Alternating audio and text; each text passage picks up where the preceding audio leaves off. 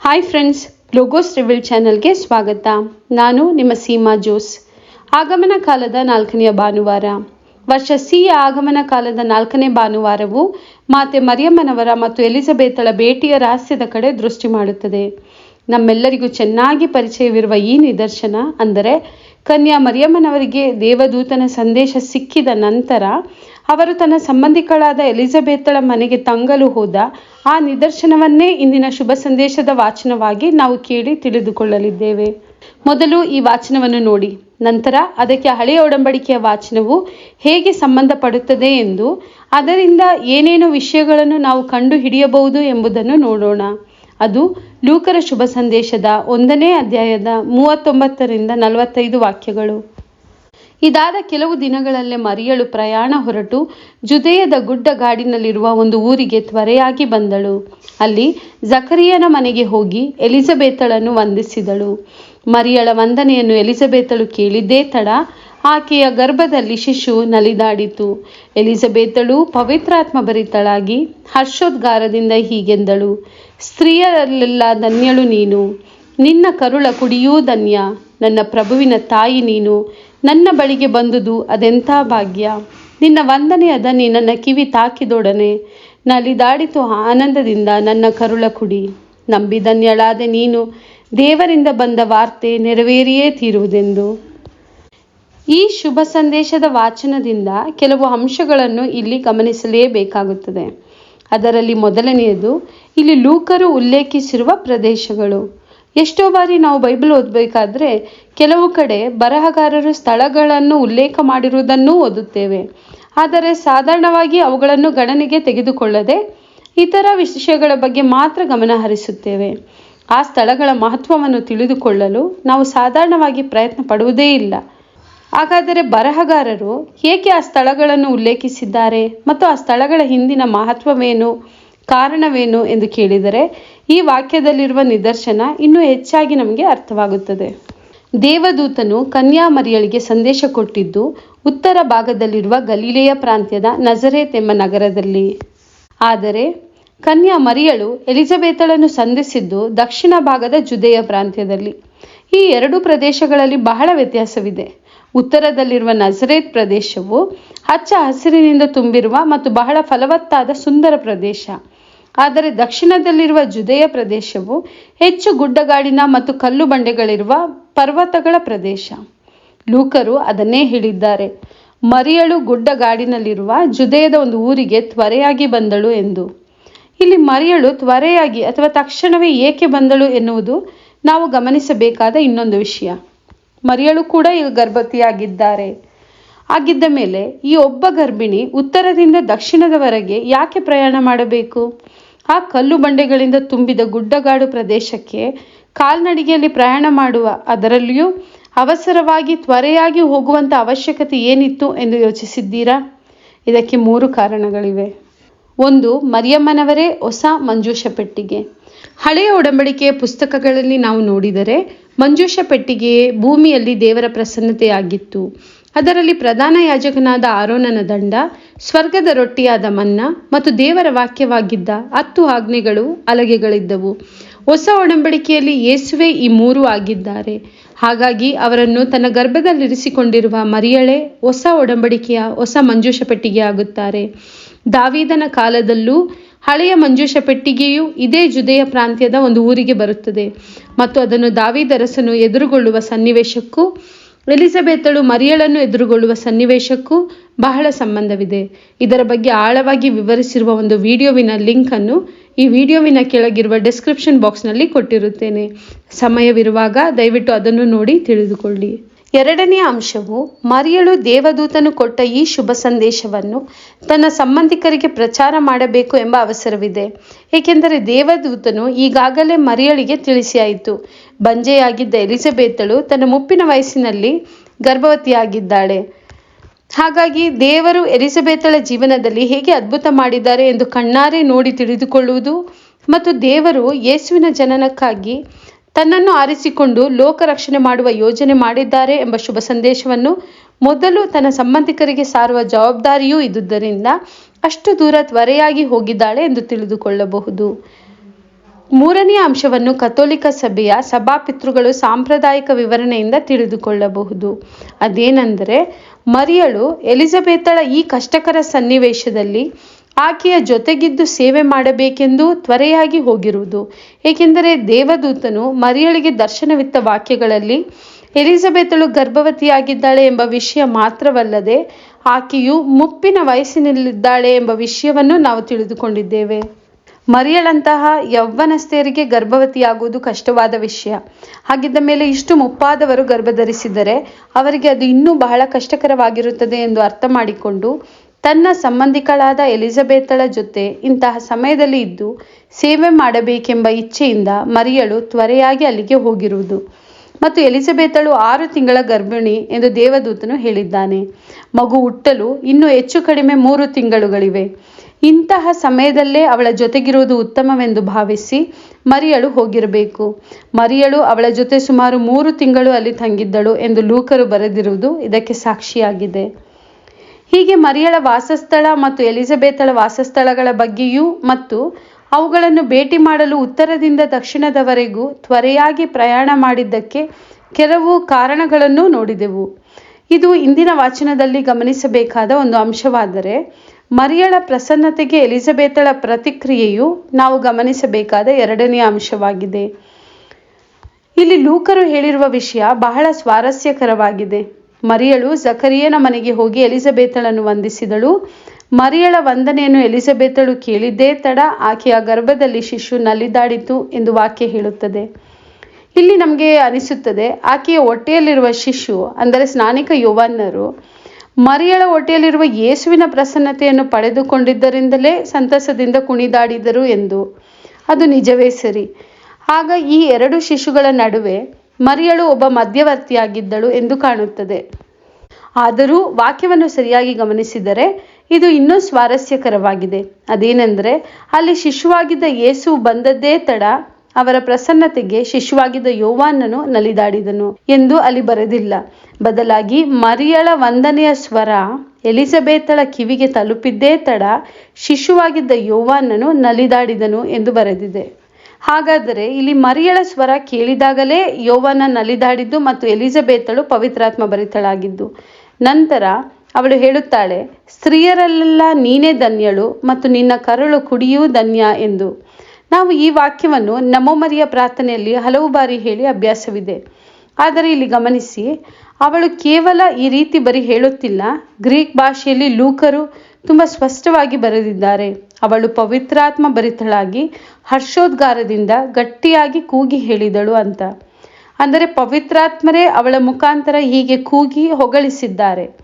ಅವಳಿಗೆ ಅಷ್ಟೊಂದು ಸಂತೋಷವಾಗಿದ್ದರಿಂದಲೇ ಕೂಗಿ ಹೇಳಿದ್ದಾಳೆ, ಸ್ತ್ರೀಯರಲ್ಲೆಲ್ಲ ನೀನೇ ಧನ್ಯಳು ಮತ್ತು ನಿನ್ನ ಕರುಳ ಕುಡಿಯೂ ಧನ್ಯ ಎಂದು. ಇವೆಲ್ಲ ಆಗಿದ್ದು ಮರಿಯಳ ಸ್ವರ ಅವಳ ಕಿವಿಗೆ ತಲುಪಿದಾಗ. ಹೀಗೆ ಅವಳು ಮರಿಯಳು ಧನ್ಯ, ಮರಿಯಳ ಕರುಳು ಕುಡಿಯಾದ ಯೇಸುವೂ ಧನ್ಯ ಎಂದು ಇಬ್ಬರಿಗೂ ಹೊಗಳಿದಳು. ಆದ್ದರಿಂದ ನಮೋ ಮರಿಯ ಪ್ರಾರ್ಥನೆಯಲ್ಲಿ ಎಲಿಜಬೆತಳಂತೆ ಯೇಸುವಿನ ಜೊತೆ ಮರಿಯಳನ್ನೂ ಧನ್ಯಳು ಎಂದು ನಾವು ಹೊಗಳುವುದು ಪವಿತ್ರಾತ್ಮರ ಯೋಜನೆಯೇ ಆಗಿದೆ. ಎಲಿಜಬೆತಳ ಈ ಪ್ರತಿಕ್ರಿಯೆಯಲ್ಲಿ ಗಮನಿಸಬಹುದಾದ ಇನ್ನೊಂದು ಅಂಶವೇನೆಂದರೆ ಅದು ಅವಳ ವಿನಯತೆ. ಅವಳು ಪವಿತ್ರಾತ್ಮ ಭರಿತಳಾಗಿ ಕೂಗಿ ಹೇಳಿದಳು, ನನ್ನ ಪ್ರಭುವಿನ ತಾಯಿ, ನೀನು ನನ್ನ ಬಳಿಗೆ ಬಂದುದು ಅದೆಂಥ ಭಾಗ್ಯ ಎಂದು. ಪವಿತ್ರಾತ್ಮ ಮತ್ತೆ ಇಲ್ಲಿ ಮರಿಯಳಿಗೆ ಪ್ರಾಮುಖ್ಯತೆ ಕೊಡುತ್ತಿರುವುದನ್ನು ಗಮನಿಸಿ. ಹಾಗಂತ ಇಲ್ಲಿ ಯೇಸುವನ್ನು ಕಡೆಗಣಿಸುತ್ತಿಲ್ಲ. ಯೇಸುವಿಲ್ಲದೆ ಮರಿಯಳಿಗೆ ಬೆಲೆ ಇಲ್ಲ. ಹಾಗೆಂದ ಮಾತ್ರಕ್ಕೆ ಯೇಸುವಿನ ಜನನದ ನಂತರ ಅವಳಿಗೆ ಬೆಲೆ ಕಡಿಮೆಯಾಗಲು ಮರಿಯಳು ಕೇವಲ ಒಂದು ಸಾಧನ ಮಾತ್ರವೂ ಅಲ್ಲ. ಏಕೆಂದರೆ ಇದೇ ಅಧ್ಯಾಯದಲ್ಲಿ ಮುಂದೆ ದೇವರ ವಾಕ್ಯ ಪ್ರವಾದಿಸಿದೆ, ಇಂದಿನಿಂದ ಸರ್ವ ಜನಾಂಗಗಳು ಮರಿಯಳನ್ನು ಧನ್ಯಳೆಂದು ಹೊಗಳುವರು ಎಂದು. ಯೇಸುವಿಗಾಗಿಯೇ ಮರಿಯಳಿಗೆ ಈ ಗೌರವ ಹೊಗಳಿಕೆಯಲ್ಲ. ಆದರೆ ಆ ಹೊಗಳಿಕೆ ಗೌರವ ಯೇಸುವಿನ ಜನನದ ನಂತರ ನಿಂತು ಹೋಗುವುದಿಲ್ಲ ಎಂದು ದೇವರ ವಾಕ್ಯ ಹೇಳುತ್ತಿದೆ. ಹಾಗಾಗಿ ಇಂದಿಗೂ ನಾವು ಮರಿಯಳನ್ನು ಹೊಗಳುವುದು, ಗೌರವ ಕೊಡುವುದು ದೇವರ ಯೋಜನೆಯೇ ಆಗಿದೆ ಮತ್ತು ಆ ಪ್ರವಾದನೆ ನಮ್ಮಲ್ಲಿ ನೆರವೇರುತ್ತಿದೆ. ಅವಳು ನನ್ನ ಪ್ರಭುವಿನ ತಾಯಿ, ನೀನು ನನ್ನ ಬಳಿಗೆ ಬಂದುದು ಅದೆಂಥ ಭಾಗ್ಯ ನನಗೆ ಎಂದು ಹೊಗಳಿರುವುದು.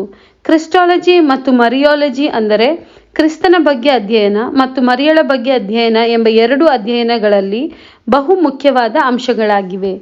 ಮೊದಲು ಕ್ರಿಸ್ಟಾಲಜಿಯಲ್ಲಿ ನೋಡೋಣ. ಎಲಿಜಬೆತಳು ನನ್ನ ಪ್ರಭುವಿನ ತಾಯಿ ನೀನು ಎಂದು ಹೇಳಿರುವುದರಲ್ಲಿ ಪ್ರಭು ಎಂಬ ಪದಕ್ಕೆ ಬಳಸಲಾಗಿರುವ ಗ್ರೀಕ್ ಪದ ಕೂರಿಯೋಸ್ ಎಂದು. ಇದು ರಾಜರು ಅಥವಾ ಪ್ರಭುಗಳಿಗೆ ಬಳಸಲಾಗುವ ಪದ ಮತ್ತು ಗ್ರೀಕ್ ಭಾಷಾಂತರ ಹಳೆಯ ಒಡಂಬಡಿಕೆಯ ಪುಸ್ತಕಗಳಲ್ಲಿ ಪಿತ ದೇವರಿಗೆ ಅಥವಾ ಸರ್ವೇಶ್ವರ ಎಂಬುದಕ್ಕೆ ಬಳಸುವ ಪದವಾಗಿದೆ. ಹಾಗಾಗಿ ಹಳೆಯ ಒಡಂಬಡಿಕೆಯಲ್ಲಿ ಕೆಲವು ಬಾರಿ ರಾಜರುಗಳಿಗೆ ಮತ್ತು ಆಳುವವರಿಗೆ ಬಳಸಲಾಗಿದೆ, ಆದರೆ ಬಹಳಷ್ಟು ಬಾರಿ ಪಿತ ದೇವರ ಹೆಸರಿಗೆ, ಅಂದರೆ ಪಿತ ದೇವರ ಹೆಸರಾದ ಯಾವ್ವೆ ಅಥವಾ ಯಹೋವಾ ಎಂಬ ಇಬ್ರು ಹೆಸರಿನ ಗ್ರೀಕ್ ಭಾಷಾಂತರವಾಗಿ ಯಹೂದ್ಯ ವಿದ್ವಾಂಸಕರಿಂದ ಬಳಸಲಾಗಿರುವ ಪದವೇ ಕುರಿಯೋಸ್. ಆ ಕಾಲದಲ್ಲಿ ಯಹೂದ್ಯರು, ಯೇಸುಸ್ವಾಮಿ, ಅಪೋಸ್ತಲರು, ಪೌಲ ಮತ್ತು ಹೊಸ ಒಡಂಬಡಿಕೆಯ ಬರಹಗಾರರೆಲ್ಲರೂ ಬಳಸುತ್ತಿದ್ದುದು ಗ್ರೀಕ್ ಭಾಷಾಂತರದ ಹಳೆಯ ಒಡಂಬಡಿಕೆಯನ್ನೇ. ಹಾಗಾಗಿ ಎಲಿಜಬೆತಳು ಉಚ್ಚರಿಸಿದ ದೇವರ ಹೆಸರಿನ ಈ ಪದವನ್ನು ಗ್ರೀಕ್ನಲ್ಲಿ ಲೂಕರು ಕುರಿಯೋಸ್ ಎಂದೇ ಬರೆದಿದ್ದಾರೆ. ಅಂದರೆ ಇದು ಯಾವುದೇ ಲೌಕಿಕ ಒಡೆಯ ಅಥವಾ ರಾಜರ ತಾಯಿ ಎಂದು ಎಲಿಜಬೆತಳು ಮರಿಯಳನ್ನು ಕರೆದಿಲ್ಲ, ಬದಲಾಗಿ ಸ್ವರ್ಗ ಭೂಲೋಕಗಳ ರಾಜಾದಿರಾಜರಾದ ದೇವರ ತಾಯಿಯೇ ಎಂದು ಮರಿಯಳನ್ನು ಕರೆದಿದ್ದಾರೆ. ಹೀಗಾಗಿ ಲೂಕರು ಈ ಪದವನ್ನು ಉದ್ದೇಶಪೂರ್ವಕವಾಗಿಯೇ ಬರೆದಿದ್ದಾರೆಂದು ಬೈಬಲ್ ವಿದ್ವಾಂಸಕರು ಹೇಳುತ್ತಾರೆ. ಇದರಿಂದ ಬರಬೇಕಾಗಿದ್ದ ಮೆಸ್ಸಿಯನು ಕೇವಲ ಲೌಕಿಕ ರಾಜನಲ್ಲ, ಬದಲಾಗಿ ದೈವಿಕ ರಾಜ ಅಥವಾ ಆ ದೇವರೇ ನಮ್ಮನ್ನು ಆಳುವ ರಾಜನಾಗಿ ಪ್ರಭುವಾಗಿ ಬರಲಿದ್ದಾನೆ ಎಂದು ತಿಳಿಯುತ್ತದೆ. ಹೀಗಾಗಿ ಎಲಿಜಬೆತಳು ನನ್ನ ಪ್ರಭುವಿನ ತಾಯಿ ನೀನು ನನ್ನ ಬಳಿಗೆ ಬಂದುದು ಅದೆಂಥ ಭಾಗ್ಯ ಎಂದು ಮರಿಯಳನ್ನು ಹೊಗಳುವಾಗ ಆ ಸ್ವರ್ಗ ಭೂಲೋಕಗಳ ರಾಜಾದಿರಾಜನಾದ ದೇವರ ತಾಯಿ ನೀನು ಎಂದು ಮರಿಯಳನ್ನು ಹೊಗಳಿದ್ದಾಳೆ. ಇದನ್ನು ಕೆಲವು ಯಹೂದ್ಯ ವಿದ್ವಾಂಸಕರು ತಮ್ಮ ಪುಸ್ತಕದಲ್ಲಿ ಬರೆದಿದ್ದಾರೆ. ಈ ವಾಕ್ಯದಲ್ಲಿ ದೇವರ ಹೆಸರನ್ನೇ ಬಳಸಿ ಎಲಿಜಬೆತಳು ದೇವರ ತಾಯಿ ಎಂದು ಮರಿಯಳನ್ನು ಕರೆದಿದ್ದಾಳೆಂದು. ಅದಕ್ಕಾಗಿಯೇ ಎಲಿಜಬೆತಳು ಮರಿಯಳ ಮುಂದೆ ತನ್ನನ್ನು ಅಷ್ಟು ತಗ್ಗಿಸಿಕೊಂಡು ವಿನಯತೆಯಿಂದ ಆ ರೀತಿ ಹೇಳುವುದು. ಹಾಗೆಯೇ ಮರಿಯಾಲಜಿ ಪ್ರಕಾರ ನೋಡುವುದಾದರೆ ಸಾಧಾರಣವಾಗಿ ಹಿರಿಯರಿಗೆ ಮತ್ತು ಮುಪ್ಪಿನಲ್ಲಿರುವವರಿಗೆ ಕಿರಿಯರು ಗೌರವ ಕೊಟ್ಟು ಹೊಗಳುತ್ತಾರೆ. ಆದರೆ ಕಿರಿಯರಿಗೆ ಮುಪ್ಪಿನಲ್ಲಿರುವವರು ಈ ರೀತಿ ಗೌರವ ಕೊಡುವ ಸಂಸ್ಕೃತಿ ಈಗಿನ ಕಾಲದಲ್ಲೇ ನೋಡಲು ಸಾಧ್ಯವಿಲ್ಲ. ಹಾಗಿದ್ದ ಮೇಲೆ 2000 ವರ್ಷಗಳ ಹಿಂದೆ ಅದು ಇನ್ನೂ ಹೆಚ್ಚಾಗಿ ನಡೆಯುತ್ತಿತ್ತು. ಅಂದರೆ ಆಗಿನ ಕಾಲದಲ್ಲಿ ಮುಪ್ಪಿನಲ್ಲಿರುವವರು ಕಿರಿಯರಿಗೆ ಗೌರವ ಕೊಟ್ಟು ಹೊಗಳುವ ಸಂಸ್ಕೃತಿ ಇರಲೇ ಇಲ್ಲ. ಆದರೂ ಮುಪ್ಪಿನಲ್ಲಿದ್ದ ಎಲಿಜಬೆತಳು ತನ್ನನ್ನು ತಗ್ಗಿಸಿಕೊಂಡು ಮರಿಯಳಿಗೆ ಗೌರವ ಕೊಟ್ಟಿದ್ದಾಳೆ. ಏಕೆಂದರೆ ಮರಿಯಳು ಯೇಸು ರಾಜರ ತಾಯಿ, ಮನುಷ್ಯ ರೂಪ ತಾಳಿದ ದೇವರ ತಾಯಿ. ಮರಿಯಳು ಕೇವಲ ಮೆಸ್ಸಿಯನ ತಾಯಿಯಲ್ಲ, ಬದಲಾಗಿ ದೇವರ ತಾಯಿ. ಹಾಗಾಗಿ ಅಂತಹ ದೇವರ ತಾಯಿ ತನ್ನ ಬಳಿಗೆ ಬರುವುದು ಮತ್ತು ವಂದಿಸುವುದು ಎಲಿಜಬೆತಳ ನಿಜವಾದ ಭಾಗ್ಯವಾಗಿತ್ತು. ಈ ವಿಷಯವನ್ನು ನಾನು ಇಲ್ಲಿ ಹೇಳಲೇಬೇಕಿತ್ತು, ಏಕೆಂದರೆ ಪ್ರೊಟೆಸ್ಟೆಂಟ್ ಸಭೆಯ ಸಹೋದರ ಸಹೋದರಿಯರು ಕಥೋಲಿಕರ ಮೇಲೆ ದೊಡ್ಡ ಆರೋಪ ಮಾಡುತ್ತಾರೆ. ನೀವು ಮರಿಯಳಿಗೆ ಅತಿಯಾದ ಗೌರವ ಕೊಡುತ್ತೀರಾ, ಅವಳನ್ನು ದೇವರ ತಾಯಿ ಎಂದು ಕರೆಯುತ್ತೀರಾ, ದೇವರಿಗೆ ಮನುಷ್ಯರು ಸೃಷ್ಟಿ ಕೊಡುವುದಕ್ಕಾಗುವುದಿಲ್ಲ, ಹಾಗಾಗಿ ಮರಿಯಳು ದೇವರ ತಾಯಿಯಲ್ಲ, ಕೇವಲ ಮೆಸ್ಸಿಯನೆಂಬ ಮನುಷ್ಯನ ತಾಯಿ. ನೀವು ಮರಿಯಳಿಗೆ ಅತಿಯಾದ ಗೌರವ ಕೊಡುವುದರಿಂದ ಯೇಸುವನ್ನು ಕಡೆಗಣಿಸದಂತಾಗುತ್ತದೆ ಎಂದು ಆರೋಪಿಸುತ್ತಾರೆ. ಆದರೆ ಅವರ ಆರೋಪವೇ ಬೈಬಲ್ ವಾಕ್ಯಗಳಿಗೆ ವಿರೋಧವಾಗಿದೆ. ಕಥೋಲಿಕರನ್ನು ಆರೋಪ ಮಾಡುವ ಅವಸರದಲ್ಲಿ ಬೈಬಲ್ ವಿರುದ್ಧ ಮತ್ತು ಪವಿತ್ರಾತ್ಮರ ವಿರುದ್ಧ ಮಾತನಾಡುತ್ತಾರೆ ಎಂಬ ಅರಿವನ್ನು ಕಳೆದುಕೊಳ್ಳುತ್ತಾರೆ.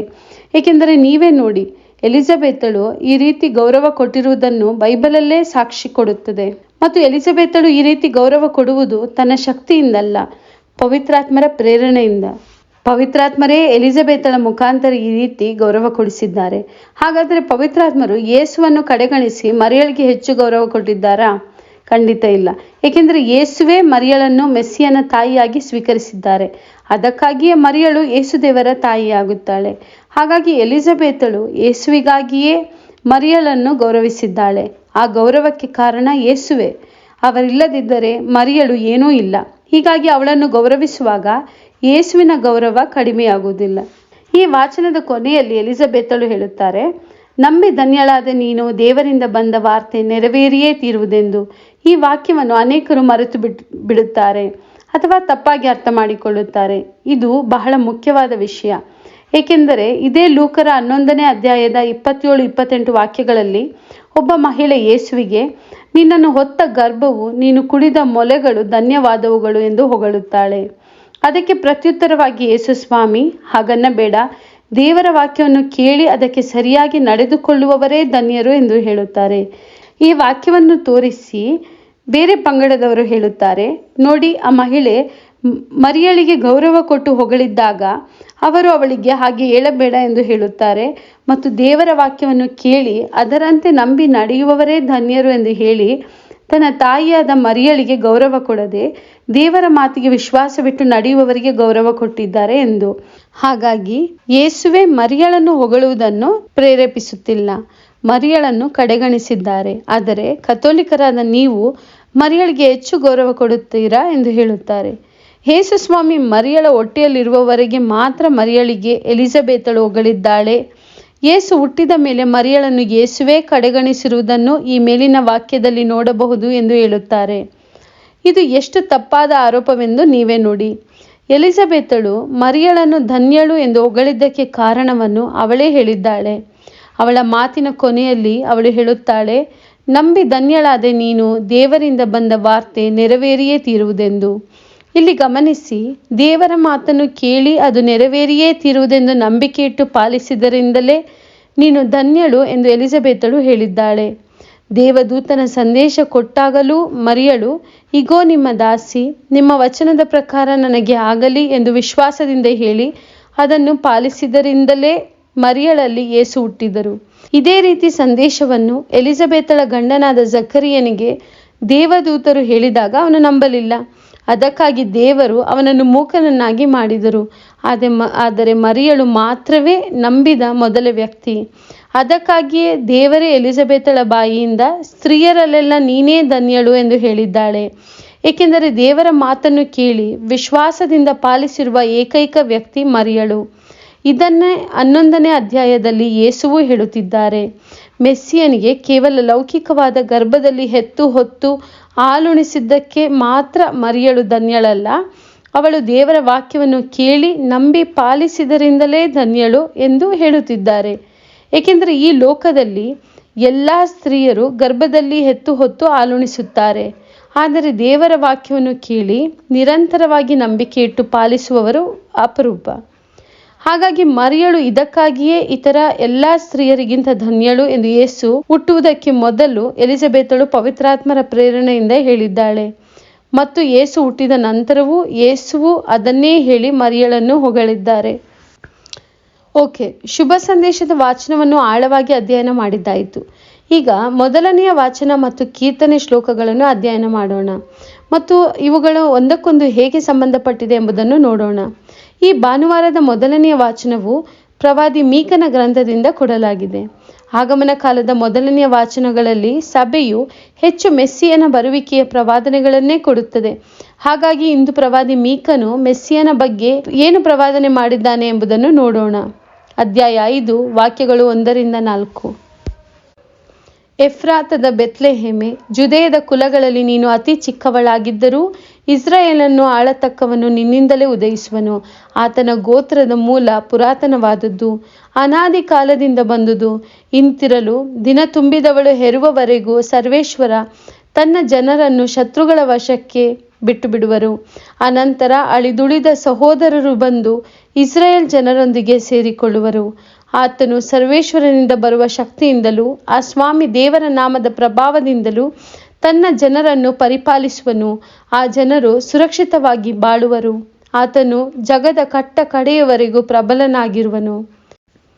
ಇದು ನಮಗೆಲ್ಲರಿಗೂ ಅತಿ ಪರಿಚಯವಿರುವ ಪ್ರವಾದನೆ. ಆದರೆ ಇದರಲ್ಲಿರುವ ಸ್ವಾರಸ್ಯಕರ ಅಂಶಗಳನ್ನು ಇಂದು ಈ ವಿಡಿಯೋವಿನಲ್ಲಿ ಕಲಿಯುವಂತೆ ಈ ಹಿಂದೆ ನೀವು ಕಲಿತಿರಲಿಕ್ಕೆ ಸಾಧ್ಯವಿಲ್ಲ ಎಂದು ನಾನು ಖಂಡಿತವಾಗಿ ಹೇಳಬಲ್ಲೆ. ಅದರಲ್ಲಿ ಮೊದಲನೆಯದು, ಈ ವಾಚನದಲ್ಲೂ ಸ್ಥಳಗಳ ಬಗ್ಗೆ ಉಲ್ಲೇಖ ಮಾಡಲಾಗಿದೆ. ಸ್ಥಳಗಳ ಅಧ್ಯಯನ ತುಂಬ ಮುಖ್ಯ. ಇದರಲ್ಲಿ ಹೇಳಿರುವ ಬೆತ್ಲೆಹೇಮ್ ಬಗ್ಗೆ ನೋಡೋಣ. ಬೆತ್ಲೆಹೇಮ್ ಅಥವಾ ಬೆತ್ಲೆಹೇಮ್ ಅಂದರೆ ರೊಟ್ಟಿಯ ಮನೆ ಎಂದು ಅರ್ಥ. ಅಂದರೆ ರೊಟ್ಟಿ ತಯಾರಿಸುವ ಸ್ಥಳ. ಆದರೆ ಇಲ್ಲಿಂದ ತಯಾರಾಗುತ್ತಿರುವುದು ಲೌಕಿಕ ರೊಟ್ಟಿಯಲ್ಲ. ಈ ಬಾರಿ ಸ್ವರ್ಗದ ರೊಟ್ಟಿಯನ್ನು ನಮಗಾಗಿ ಕೊಡಲಾಗುತ್ತದೆ. ಅದೇ ಯೇಸು ಸ್ವಾಮಿ. ಅವರೇ ಸ್ವರ್ಗದಿಂದಿಳಿದ ನಿತ್ಯ ಜೀವ ಕೊಡುವ ರೊಟ್ಟಿ. ದೇವರ ಯೋಜನೆ ಎಷ್ಟು ಚೆನ್ನಾಗಿದೆ ನೋಡಿ. ಮತ್ತು ಎರಡನೆಯದು, ಇದು ಪವಿತ್ರ ನಾಡಿನ ದಕ್ಷಿಣ ಭಾಗದಲ್ಲಿದೆ ಮತ್ತು ಜುದೇಯ ಪ್ರಾಂತ್ಯದಲ್ಲೇ ಅತಿ ಚಿಕ್ಕ ನಗರ. ಆದರೆ ದಾವೀದರಸನು ಇಲ್ಲಿಯೇ ಹುಟ್ಟಿದ್ದರಿಂದ ಈ ನಗರವು ಬಹಳ ಪ್ರಖ್ಯಾತವಾಗಿತ್ತು. ಮೂರನೆಯದಾಗಿ, ಈ ವಾಚನದಲ್ಲಿ ಹೇಳಿರುವ ಹಾಗೆ ಬೆತ್ಲೆಹೇಮ್ಗೆ ಇನ್ನೊಂದು ಹೆಸರು ಜೋಡಣೆಯಾಗಿದೆ. ಅಲ್ಲಿ ಪ್ರವಾದಿ ಕೇವಲ ಬೆತ್ಲೆಹೇಮ್ ಎಂದು ಹೇಳುತ್ತಿಲ್ಲ, ಎಫ್ರಾತದ ಬೆತ್ಲೆಹೇಮೆ ಎಂದು ಹೇಳುತ್ತಿದ್ದಾನೆ. ಈ ಎಫ್ರಾತದ ಬಗ್ಗೆ ಸ್ವಲ್ಪ ಅಧ್ಯಯನ ಮಾಡೋಣ. ಈ ಪದವು ಹಳೆಯ ಒಡಂಬಡಿಕೆಯ ಇತರ ಪುಸ್ತಕಗಳಲ್ಲೂ ಉಲ್ಲೇಖವಾಗಿದೆ. ಇದು ಬೆತ್ಲೆಹೇಮಿನ ಹಳೆಯ ಹೆಸರಾಗಿದೆ ಅಥವಾ ಅದರ ಜೊತೆ ಅಂಟಿಕೊಂಡಿರುವ ಚಿಕ್ಕ ಊರಾಗಿದೆ ಎಂದು ವಿದ್ವಾಂಸಕರು ಹೇಳುತ್ತಾರೆ. ಆದರೆ ಈ ಊರು ಕೂಡ ಒಂದು ಸ್ತ್ರೀಗೆ ಸಂಬಂಧಪಟ್ಟಿದೆ. ಅದು ದೇವರು ಆಯ್ದ ಮಕ್ಕಳಾದ ಇಸ್ರಾಯೇಲಿನ ಜನರ ತಾಯಿಯಾದ ರಾಕೇಲಳಿಗೆ ಸಂಬಂಧಪಟ್ಟಿದ್ದಾಗಿದೆ. ನಿಮಗೆ ಗೊತ್ತಿರುವ ಹಾಗೆ ಯಾಕೋಬನೇ ಇಸ್ರಾಯೇಲಿನ ಎಲ್ಲಾ ಕುಲಗಳ ಜನರ ತಂದೆ. ಈತನ 12 ಮಕ್ಕಳಿಂದಲೇ ಇಸ್ರಾಯೇಲಿನ 12 ಕುಲಗಳು ಹುಟ್ಟಿಕೊಳ್ಳುತ್ತದೆ. ಹಾಗಾಗಿ ಇವನೇ ದೇವರು ಆಯ್ದ ಮಕ್ಕಳ ತಂದೆ. ಹಾಗಾಗಿ ಈತನ ಹೆಂಡತಿ ರಾಕೇಲಳು ದೇವರು ಆಯ್ದ ಮಕ್ಕಳ ತಾಯಿಯಾಗುತ್ತಾಳೆ. ಇವಳ ಬಗ್ಗೆ ಇರುವ ಸ್ವಾರಸ್ಯಕರ ವಿಷಯವೇನೆಂದರೆ, ಆದಿಕಾಂಡ 35ನೇ ಅಧ್ಯಾಯದಲ್ಲಿ ಇವಳ ಮರಣ ಮತ್ತು ಹೂಣುವಿಕೆಯನ್ನು ಓದಬಹುದು. ಅದು ಎಲ್ಲಿ ಆಗಿದೆ ಗೊತ್ತಾ? ಇದೇ ಬೆತ್ಲೆಹೇಮ್ ಎಂಬ ಎಫ್ರಾತಿನಲ್ಲಿ ಎಂದು, ಮತ್ತು ಅವಳ ಸಮಾಧಿಯು ಇಂದಿನವರೆಗೂ ಅಲ್ಲಿಯೇ ಇದೆ ಎಂದು ಬರೆದಿದೆ. ಇಲ್ಲಿ ಕೆಲವು ಅಂಶಗಳನ್ನು ನಾವು ಗಮನಿಸಬಹುದು. ರಾಕೇಲಳ ಮರಣ ಮತ್ತು ಹೂಣುವಿಕೆಯ ನಿದರ್ಶನದಲ್ಲಿ ಈ ಬೆತ್ಲೆಹೇಮೆ ಎಂಬ ಎಫ್ರಾತಿನ ಬಗ್ಗೆ ಉಲ್ಲೇಖವಾಗಿರುವುದು ಮತ್ತು ಆಕೆಯ ಸ್ಮಾರಕ ಸಮಾಧಿಯು ಇಂದಿನವರೆಗೂ ಅಲ್ಲೇ ಇರುವುದು. ಅಂದಿನಿಂದ ಇಂದಿನವರೆಗೂ ಯಹೂದ್ಯರ ಮಧ್ಯೆ ಒಂದು ಸಾಂಪ್ರದಾಯಿಕ ಆಚರಣೆ ಇದೆ. ಅದೇನೆಂದರೆ, ಯಹೂದ್ಯರು ಅವಳ ಸಮಾಧಿಯ ಬಳಿಗೆ ಹೋಗಿ ಅವಳನ್ನು ಇಸ್ರಾಯೇಲಿನ ತಾಯಿ ಎಂದು ಗೌರವಿಸಿ ಇಸ್ರಾಯೇಲಿನ ಜನರಿಗಾಗಿ ದೇವರಲ್ಲಿ ಮಧ್ಯವರ್ತಿಕೆ ಪ್ರಾರ್ಥನೆ ಮಾಡುವಂತೆ ಬೇಡಿಕೊಳ್ಳುತ್ತಾರೆ. ಈ ಸಂಪ್ರದಾಯ ಪ್ರಾರಂಭವಾಗುವುದಕ್ಕೆ ಕಾರಣ ಪ್ರವಾದಿ ಯೆರೆಮೀಯನ 31ನೇ ಅಧ್ಯಾಯದಲ್ಲಿ ದೇವರು ಹೇಳಿದ ಮಾತುಗಳು. ಅಲ್ಲಿ ದೇವರು ಹೇಳುತ್ತಾರೆ, ರಾಕೇಲಳು ತನ್ನ ಮಕ್ಕಳಿಗಾಗಿ ಅಂದರೆ ಇಸ್ರಾಯೇಲರಿಗಾಗಿ ಕಣ್ಣೀರಿಟ್ಟು ಶೋಕಿಸುತ್ತಾ ಪ್ರಾರ್ಥಿಸುತ್ತಿರುವುದು ದೇವರ ಕಿವಿಗೆ ಬಿದ್ದಿದೆ ಮತ್ತು ದೇವರು ಅವಳ ಮಧ್ಯವರ್ತಿಕೆಯ ಪ್ರಾರ್ಥನೆಯನ್ನು ಕೇಳಿ ನೆರವೇರಿಸುತ್ತಾರೆಂದು ಅಲ್ಲಿ ಪ್ರಮಾಣ ಮಾಡಿ ಹೇಳಿದ್ದಾರೆ. ರಾಕೇಲಳು ಸತ್ತು ಸಾವಿರಾರು ವರ್ಷಗಳಾದರೂ ಅವಳು ಇಂದಿಗೂ ಇಸ್ರಾಯೇಲರಿಗಾಗಿ ಪ್ರಾರ್ಥಿಸುತ್ತಿದ್ದಾಳೆ ಮತ್ತು ಆ ಪ್ರಾರ್ಥನೆಯ ಫಲದಾಯಕವಾಗಿದೆ ಎಂದು ನಾವು ಇಲ್ಲಿ ನೋಡಬಹುದು. ಹೀಗಾಗಿ ಯಹೂದ್ಯರು ರಾಕೇಲಳನ್ನು ದೇವರ ಆಯ್ದ ಮಕ್ಕಳಾದ ಇಸ್ರಾಯೇಲಿನ ತಾಯಿ ಎಂದು ತನ್ನ ಮಕ್ಕಳಿಗಾಗಿ ದುಃಖಿಸುತ್ತಾ ನಿರಂತರವಾಗಿ ದೇವರಲ್ಲಿ ಮಧ್ಯವರ್ತಿಕೆಯ ಪ್ರಾರ್ಥನೆಯನ್ನು ಮಾಡುತ್ತಾ ಇರುತ್ತಾಳೆ ಮತ್ತು ದೇವರು ಅದನ್ನು ಸ್ವೀಕರಿಸುತ್ತಾರೆ ಎಂದು ಅವಳಲ್ಲಿ ಪ್ರಾರ್ಥಿಸುತ್ತಾರೆ. ಅದೇ ರೀತಿ ಇಂದಿನ ಮೊದಲನೆಯ ವಾಚನದಲ್ಲಿ ಪ್ರವಾದಿ ಮೀಕನು ಮೆಸ್ಸಿಯನ ಬಗ್ಗೆ ಪ್ರವಾದನೆ ಮಾಡುತ್ತಲೇ ಅದನ್ನು ಎಫ್ರಾತದ ಬೆತ್ಲೆಹೇಮಿಗೆ ಮತ್ತು ಪ್ರಸವದ ವೇದನೆ ಪಡುತ್ತಿರುವ ಒಬ್ಬ ಮಹಿಳೆಗೆ ಸಂಬಂಧಪಡಿಸಿ ಪ್ರವಾದನೆ ಮಾಡುತ್ತಾನೆ. ಈ ಪ್ರವಾದನೆ ಕೇಳುವಾಗ ಆಗಿನ ಕಾಲದ ಯಹೂದ್ಯರಿಗೆ ನೆನಪಾಗುವುದು ಯಾರು? ಹಳೆಯ ಒಡಂಬಡಿಕೆಯಲ್ಲಿ ಆ ಊರಿಗೆ ಸಂಬಂಧಪಟ್ಟ ಪ್ರಸವದ ವೇದನೆ ಪಡುವ ಮಹಿಳೆ ಯಾರು? ಅದು ಇಸ್ರಾಯೇಲಿನ ಜನರ ತಾಯಿ ರಾಕೇಲಳು. ಏಕೆಂದರೆ ಆದಿಕಾಂಡ 35ರಲ್ಲಿ ಪ್ರಸವ ವೇದನೆ ಪಡುತ್ತಾ ಇಸ್ರಾಯೇಲಿನ ಒಂದು ಕುಲದ ಮಗುವಿಗೆ ಜನ್ಮ ಕೊಟ್ಟವಳು ಈ ರಾಕೇಲಳೆ. ಏಕೆಂದರೆ ಇಂದಿನ ವಾಚನಗಳ ಮಧ್ಯೆ ಇರುವ ಸಂಬಂಧಗಳಿಗೆ ರಾಕೇಲಳೆ ಸಂಪರ್ಕದ ಕೊಂಡಿ. ಹಾಗಾಗಿ ಟೈಪಾಲಜಿಯ ಪ್ರಕಾರ ದೇವರ ರಕ್ಷಣಾ ಯೋಜನೆಯಲ್ಲಿ ದೇವರ ಹೊಸ ಮಕ್ಕಳಾದ ನಮಗೆ ಮರಿಯಳೆ ತಾಯಿ. ಈ ಮರಿಯಳೆ ಹೊಸ ರಾಕೇಲಳು. ದೇವರಲ್ಲಿ ನಮಗಾಗಿ ನಮ್ಮ ಪಾಪಗಳಿಗಾಗಿ ವೇದನೆ ಪಟ್ಟು ಅಳುತ್ತಾ ಮಧ್ಯವರ್ತಿಕೆಯ ಪ್ರಾರ್ಥನೆ ಮಾಡುತ್ತಾ ಏಕೈಕ ತಾಯಿ ಈ ಮರಿಯಳೆ. ಏಕೆಂದರೆ ರಾಕೇಲಳು ದೇವರ ಆಯ್ದ ಜನರಾದ ಇಸ್ರಾಯೇಲರ ತಾಯಿಯಾಗಿದ್ದಳು. ಆದರೆ ಹೊಸ ಒಡಂಬಡಿಕೆಯಲ್ಲಿ ದೇವರ ಪುತ್ರನನ್ನು ವಿಶ್ವಾಸಿಸುವ ಲೋಕದ ಸಮಸ್ತ ಜನರೂ ದೇವರ ಮಕ್ಕಳೇ. ಹಾಗಾಗಿ ಮರಿಯಳೆ ನಮ್ಮೆಲ್ಲರ ತಾಯಿಯಾಗಿದ್ದಾಳೆ. ಅದಕ್ಕಾಗಿಯೇ ಯೇಸುಸ್ವಾಮಿಯು ನಮ್ಮ ರಕ್ಷಣೆಗಾಗಿ ತಮ್ಮ ಪ್ರಾಣವನ್ನು ಬಲಿಯಾಗಿ ಕೊಡುವುದಕ್ಕೆ ಮೊದಲು ಮರಿಯಳನ್ನು ತಮ್ಮ ಶಿಷ್ಯರಾದ ನಮಗೆ ತಾಯಿಯಾಗಿ ಕೊಟ್ಟರು. ಎಫ್ರಾತದ ಬೆತ್ಲೆಹೇಮಿನಲ್ಲಿ ಹುಟ್ಟಿದ ತನ್ನ ಮಗನು ಸ್ವರ್ಗದ ರೊಟ್ಟಿಯೂ ಆದ ಯೇಸುವಿನ ಕಷ್ಟದ ಸಮಯದಲ್ಲಿ ಕಣ್ಣೀರಿಟ್ಟ ಮರಿಯಳು ರಾಕೇಲಳಂತೆ ದೇವರ ಮಕ್ಕಳಾದ ನಮಗಾಗಿಯೂ ನಮ್ಮ ಕಷ್ಟಗಳಿಗಾಗಿಯೂ ಇಂದಿನವರೆಗೂ ಎಂದೆಂದಿಗೂ ಕಣ್ಣೀರಿಟ್ಟು ಪ್ರಾರ್ಥಿಸುತ್ತಿದ್ದಾರೆ. ಇದನ್ನು ಅರ್ಥ ಮಾಡಿಕೊಂಡ ಸಂತ ಯೋವಾನರು ಮರಿಯಳನ್ನು ತಾಯಿಯಂತೆ ಮನೆಯಲ್ಲಿರಿಸಿಕೊಂಡರು ಎಂದು ವಾಕ್ಯಗಳು ಹೇಳುತ್ತವೆ. ಅವರಂತೆಯೇ ಯೇಸುವಿನ ಪ್ರೀತಿಯ ಶಿಷ್ಯರಾದ ನಾವು ನಮಗಾಗಿ ಯೇಸುವಿನಿಂದ ಪಡೆದ ತಾಯಿ ಮರಿಯಳನ್ನು ನಮ್ಮ ಮನಗಳಲ್ಲಿ ಇರಿಸಿಕೊಳ್ಳೋಣ. ದೇವರ ಯೋಜನೆಯಂತೆ ತಾಯಿ ಮರಿಯಳು ಹಾಗೂ ದೇವರ ಮಾತೆಯು ಪಾಪಿಗಳಾಗಿರುವ ನಮಗಾಗಿ ನಮ್ಮ ಕಷ್ಟದ ಸಮಯದಲ್ಲೂ ನಮ್ಮ ಮರಣದ ಸಮಯದಲ್ಲೂ ನಮಗಾಗಿ ವೇದನೆಯಿಂದ ಪ್ರಾರ್ಥಿಸುತ್ತಾರೆ. ಅಬ್ರಹಾಂ, ಮೋಶೆಯಂಥವರು ದೇವ ಜನರಿಗಾಗಿ ಮಾಡಿದ ಪ್ರಾರ್ಥನೆಯನ್ನು ದೇವರು ಕೆಲವು ಬಾರಿ ನಿರಾಕರಿಸಿದ್ದಾರೆ. ಆದರೆ ದೇವ ಜನರಿಗಾಗಿ ರಾಕೇಲಳ ವೇದನೆಯ ಪ್ರಾರ್ಥನೆಯನ್ನು ದೇವರು ಯಾವಾಗಲೂ ನೆರವೇರಿಸುತ್ತಾರೆ ಎಂದು ವಾಗ್ದಾನ ಮಾಡಿದ್ದಾರೆ. ಹಾಗೆ ನಮಗಾಗಿ ನಮ್ಮ ತಾಯಿಯಾಗಿ ಯೇಸುವಿನಿಂದ ಪಡೆದ ಹೊಸ ರಾಖೇಲಳಾದ ಮರಿಯಳ ವೇದನೆಯ ಪ್ರಾರ್ಥನೆಯನ್ನು ದೇವರು ಖಂಡಿತ ನೆರವೇರಿಸುತ್ತಾರೆ. ಹೀಗಾಗಿ ಪ್ರವಾದಿ ಮೀಕನು ಭವಿಷ್ಯದಲ್ಲಿ ರಾಖೇಲಳನ್ನು ಸಮಾಧಿ ಮಾಡಿದ ಊರಿನಲ್ಲಿ ರಾಖೇಲಳಂತೆ ಒಬ್ಬ ಮಹಿಳೆಯು ಮೆಸ್ಸಿಯನಿಗೆ ಜನ್ಮ ಕೊಡುವುದರ ಬಗ್ಗೆ ಪ್ರವಾದಿಸಿದ್ದಾನೆ. ಆಕೆ ಜನ್ಮ ಕೊಡುವ ಮೆಸ್ಸಿಯನು ಲೋಕವನ್ನಾಳುವವನಾಗಿದ್ದು, ಆತನ ಇರುವಿಕೆಯ ಮೂಲವು ಪುರಾತನವಾದದ್ದು, ಅನಾದಿ ಕಾಲದಿಂದ ಬಂದದ್ದು ಎಂದು ಪ್ರವಾದಿಸಿದ್ದಾನೆ. ಇಲ್ಲಿ ಬಳಸಿರುವ ಓಲಾಮ್ ಎಂಬ ಇಬ್ರೂ ಪದವನ್ನು ಅನಾದಿ ಕಾಲವೆಂದು ಭಾಷಾಂತರಿಸಲಾಗಿದೆ. ಅಂದರೆ ಮೆಸ್ಸಿಯನು ದಾವೀದ ಅರಸನಂತೆ ಸಾಧಾರಣವಾದ ಲೌಕಿಕ ಅರಸನಾಗಿ ಅಲ್ಲ, ಬದಲಾಗಿ ದೈವಿಕ ಅರಸನಾಗಿ ಬರುತ್ತಾನೆ ಎಂದು ಅರ್ಥ. ಆತನ ಅಸ್ತಿತ್ವಕ್ಕೆ ಪ್ರಾರಂಭವೇ ಇಲ್ಲ. ಆತನು ಅನಾದಿ ಕಾಲದಿಂದಿರುವ ದೇವಕುಮಾರನು ಎಂದು ಅರ್ಥ. ಆ ದೇವಕುಮಾರನೇ ರಾಖೇಲಳ ಸಮಾಧಿ ಇರುವ ದಾವೀದನ ಬೆತ್ಲೆಹೇಮಿನಲ್ಲಿ ಮರಿಯಳಿಂದ ಮನುಷ್ಯ ರೂಪ ತಾಳಿ ಜನಿಸುತ್ತಾನೆ ಎಂಬುದೇ ಈ ಪ್ರವಾದನೆಯ ಅರ್ಥ. ಈ ಮೀಕನ ಪ್ರವಾದನೆಯಲ್ಲಿ ನಾವು ಗಮನಿಸಬೇಕಾದ ಕೊನೆಯ ಅಂಶ ಕುರಿಗಾಯಿ ಅರಸ ಎಂಬುದು. ಈ ಮೊದಲನೆಯ ವಾಚನದಲ್ಲಿ ಕನ್ನಡಕ್ಕೆ ಸರಳ ಭಾಷಾಂತರ ಮಾಡಿರುವ ವಾಕ್ಯಗಳಲ್ಲಿ ತನ್ನ ಜನರನ್ನು ಪರಿಪಾಲಿಸುವನು ಎಂದು ಇದೆ. ಆದರೆ ಇಬ್ರೂ ಭಾಷೆಯಲ್ಲಿ ಬರೆಯಲಾದ ಈ ಪ್ರವಾದನೆಯನ್ನು ಅಕ್ಷರಶಃವಾಗಿ ಭಾಷಾಂತರಿಸಿದರೆ ಅದು ತನ್ನ ಹಿಂಡನ್ನು ಮೇಯಿಸುವವನು ಎಂದಾಗುತ್ತದೆ. ಅಂದರೆ ಬರಲಿರುವ ಮೆಸ್ಸಿಯನು ಕೇವಲ ಒಂದು ರಾಜನಾಗಿ ಬೆತ್ಲೆಹೇಮಿನಲ್ಲಿ ಜನಿಸುವುದು ಮಾತ್ರವಲ್ಲ, ಅದರ ಜೊತೆಗೆ ಆತನು ಚದುರಿ ಹೋಗಿರುವ ಇಸ್ರಾಯೇಲ್ ಕುಲಗಳನ್ನು ಕುರಿಗಳಂತೆ ಮತ್ತೆ ಒಂದೇ ಹಿಂಡಿನಲ್ಲಿ ಸೇರಿಸಿ ಪೋಷಿಸುವ ಉತ್ತಮ ಕುರಿಗಾಯಿಯೂ ಆಗಿರುತ್ತಾನೆ ಎಂದು ಅರ್ಥ. ಹೀಗೆ ಇಸ್ರಾಯೇಲಿನ ಜನರನ್ನು ಪರಿಪಾಲಿಸಲು ಮತ್ತು ರಕ್ಷಿಸಲು ಬರುವ ಒಬ್ಬ ಕುರಿಗಾಯಿಯ ಬಗ್ಗೆ, ಅಂದರೆ ಬರಲಿರುವ ಮೆಸ್ಸಿಯನ ಬಗ್ಗೆ ಹೊಗಳಿ ಬರೆದಿರುವ ಕೀರ್ತನೆಯನ್ನೇ ಇಂದಿನ ಭಾನುವಾರದ ಕೀರ್ತನೆ ಶ್ಲೋಕವಾಗಿ ಸಭೆ ನಮಗೆ ಕೊಟ್ಟಿದೆ. ಹಾಗಾಗಿ ಕೀರ್ತನೆ 80ರ ವಾಕ್ಯಗಳನ್ನು ನೋಡೋಣ. ಕಿವಿಗೊಟ್ಟು ಆಲಿಸು ಇಸ್ರಾಯೇಲರ ಮೇಷಪಾಲನೆ, ಜೋಸೆಫನ ವಂಶಜರನ್ನು ಕುರಿ ಹಿಂಡಂತೆ ಕರೆತಂದವನೇ, ವಿರಾಜಿಸು ಕೆರೂಬಿಯರ ಮಧ್ಯೆ ಆಸೀನನಾದವನೇ, ಶೋಭಿಸು ಎಫ್ರಹಿಮ್ ಬೆನ್ಯಮಿನ್ ಮನಸ್ಸೆ ಕುಲಗಳ ಮುಂದೆ, ತೋರ್ಪಡಿಸು ನಿನ್ನ ಶೌರ್ಯವನ್ನು, ಬಂದು ಜಯಪ್ರದನಾಗು ನಮಗೆ.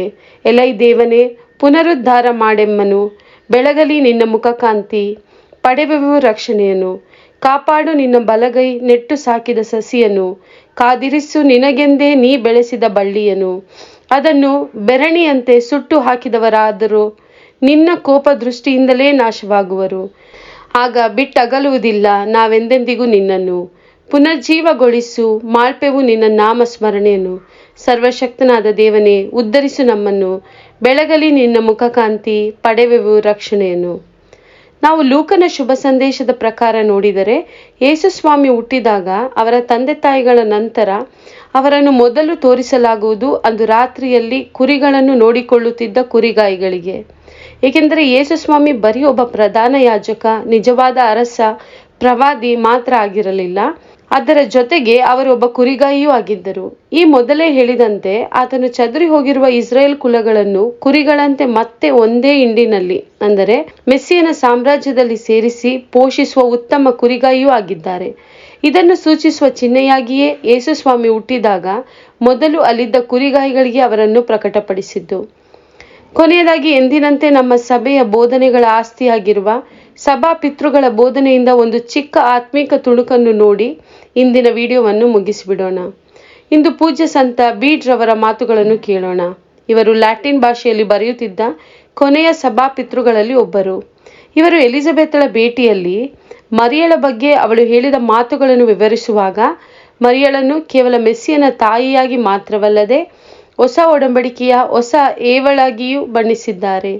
ಅವರು ಬರೆದ ಶುಭ ಸಂದೇಶದ ಮೇಲಿನ ಪ್ರಬೋಧನೆಗಳು ಎಂಬ ಮೊದಲ ಪುಸ್ತಕದ 4ನೆಯ ಪರಿಚ್ಛೇದದಲ್ಲಿ ಹೀಗೆ ಬರೆಯಲಾಗಿದೆ: ಸ್ತ್ರೀಯರಲ್ಲೆಲ್ಲ ನೀನು ಧನ್ಯಳು, ಏಕೆಂದರೆ ಇತರ ಸ್ತ್ರೀಯರು ನಮ್ಮ ಮೊದಲ ತಾಯಿಯಾದ ಏವಳ ಶಾಪವನ್ನು ಪಡೆದುಕೊಂಡಿದ್ದರು. ಆದರೆ ಕನ್ನಿಕೆಯಾದ ನೀನು ಯೇಸುವಿಗೆ ಜನ್ಮ ಕೊಟ್ಟಿದ್ದರಿಂದ ಆ ಶಾಪವು ಹೋಗಿ ನಮಗಿಂದು ವರದಾನವಾಗಿಸಿರುವೆ. ನಿನ್ನ ಉದರದ ಫಲವಾದ ಯೇಸುವು ಧನ್ಯರು, ಏಕೆಂದರೆ ಆದಾಮನ ಪಾಪದಿಂದ ನಾವು ಕಳೆದುಕೊಂಡ ಪರಿಶುದ್ಧ ಸಂತಾನವನ್ನು ಮತ್ತು ಸ್ವರ್ಗದ ಬಾಧ್ಯಸ್ಥಿಕೆಯ ಫಲವನ್ನು ಇಂದು ನಿನ್ನಿಂದಲೇ ನಾವು ಮರಳಿ ಪಡೆದಿದ್ದೇವೆ. ಇದು ಆದಿಕಾಂಡದಲ್ಲಿರುವ ಮೊದಲ ಪತನಕ್ಕೆ ಹೋಲಿಕೆಯಾಗುವ ಒಂದು ಉತ್ತಮ ಸಾಮ್ಯವಾಗಿದೆ. ಇಲ್ಲಿ ಸಂತ ಬೀಡ್ ರವರು ಫಲದ ಬಗ್ಗೆ ಒತ್ತಿ ಹೇಳುತ್ತಿದ್ದಾರೆ. ಮರಿಯಳ ಗರ್ಭದ ಫಲವನ್ನು ಇಲ್ಲಿ ಆದಿಕಾಂಡ ಪುಸ್ತಕಕ್ಕೆ ಪ್ರತಿಧ್ವನಿಯಾಗಿ ಹೇಳುತ್ತಿದ್ದಾರೆ. ಒಮ್ಮೆ ಈ ರೀತಿ ಯೋಚಿಸೋಣ. ಲೋಕವು ಪಾಪ ಮತ್ತು ಮರಣಕ್ಕೆ ಬಿದ್ದದ್ದು ಹೇಗೆ? ಒಳಿತು ಕೆಡುಕಿನ ಜ್ಞಾನ ಕೊಡುವ ಮರದ ಫಲವನ್ನು ತಿಂದಿದ್ದರಿಂದಲೇ ಅಲ್ವಾ? ಆ ಮರದ ಫಲವನ್ನು ಆದಾಮ ಮತ್ತು ಏವಳು ತಿಂದದ್ದರಿಂದ ಈ ಲೋಕಕ್ಕೆ ಪಾಪ ಮತ್ತು ಮರಣವು ಬಂತು. ಆದರೆ ಹೊಸ ಒಡಂಬಡಿಕೆಯ ಹೊಸ ಏವಳಾದ ಮರಿಯಳು ಈ ಲೋಕಕ್ಕೆ ರಕ್ಷಣೆಯನ್ನು ಒಂದು ಫಲದ ಮುಖಾಂತರವೇ ಕೊಡುತ್ತಾಳೆ. ಅದು ಒಳಿತು ಕೆಡುಕಿನ ಜ್ಞಾನ ಕೊಡುವ ಮರದ ಫಲದಿಂದ ಅಲ್ಲ, ಬದಲಾಗಿ ತನ್ನ ಗರ್ಭದ ಫಲದಿಂದ ಎಂದು ಸಂತ ಬೀಡ್ ರವರು ಹೇಳಿದ್ದಾರೆ. ಅಂದರೆ ಯೇಸುವೆ ಹೊಸ ಆದಾಮ ಮತ್ತು ಮರಿಯಳೇ ಹೊಸ ಏವಳಾಗಿರುವುದರಿಂದ ಈ ಲೋಕಕ್ಕೆ ಯೇಸುವಿನ ಬರುವಣಿಗೆಯು ಹಳೆಯ ಆದಾಮ ಮತ್ತು ಹಳೆಯ ಏವಳ ಪತನದ ಪರಿಣಾಮಗಳನ್ನು ಬದಲಾಯಿಸಿ ಕೊಟ್ಟಿದ್ದಾರೆ. ಆ ಕೆಟ್ಟ ಮರದ ಫಲದಿಂದ ಬಂದ ಜನ್ಮ, ಪಾಪ, ನರಳುವಿಕೆ ಮತ್ತು ಮರಣವನ್ನು ಹೊಸ ಏವಳಾದ ಮರಿಯಳು ತನ್ನ ಗರ್ಭದ ಫಲವಾದ ಯೇಸುವನ್ನು ನಮಗೆ ಕೊಡುವುದರ ಮೂಲಕ ಬದಲಾಯಿಸಿ ರಕ್ಷಣೆ ಮತ್ತು ನಿತ್ಯ ಜೀವವನ್ನು ನಮಗೆ ಕೊಟ್ಟಿದ್ದಾರೆ. ಇದು ನಮ್ಮೆಲ್ಲರಿಗೆ ಖಂಡಿತವಾಗಿಯೂ ಶುಭ ವಾರ್ತೆಯೇ ಆಗಿದೆ. ಧನ್ಯವಾದಗಳು. ಈ ವಿಡಿಯೋ ನಿಮಗೆ ಇಷ್ಟವಾದಲ್ಲಿ ಲೈಕ್ ಮಾಡಿ. ಇಂತಹ ಅನೇಕ ವಿಷಯಗಳನ್ನು ತಿಳಿದುಕೊಳ್ಳಲು ಮತ್ತು ಪ್ರತಿ ಭಾನುವಾರದ ವಾಚನಗಳ ಬೈಬಲ್ ಆಧಾರ ಮತ್ತು ಸಂಬಂಧಗಳನ್ನು ಕಥೋಲಿಕ ಸಭೆ ಎಷ್ಟು ಸುಂದರವಾಗಿ ರಚಿಸಿದೆ ಎಂಬುದನ್ನು ಪ್ರತಿ ಭಾನುವಾರದ ಮೊದಲೇ ತಿಳಿದುಕೊಂಡು ಬಲಿಪೂಜೆಯನ್ನು ಅರ್ಥಗರ್ಭಿತವಾಗಿ ಆಚರಿಸಲು ಈ ವಿಡಿಯೋ ನೋಡಿ ಮತ್ತು ಲೋಗೋಸ್ ರಿವೀಲ್ ಚಾನೆಲ್ ಅನ್ನು ಸಬ್ಸ್ಕ್ರೈಬ್ ಮಾಡಿ ಸಹಕರಿಸಿರಿ.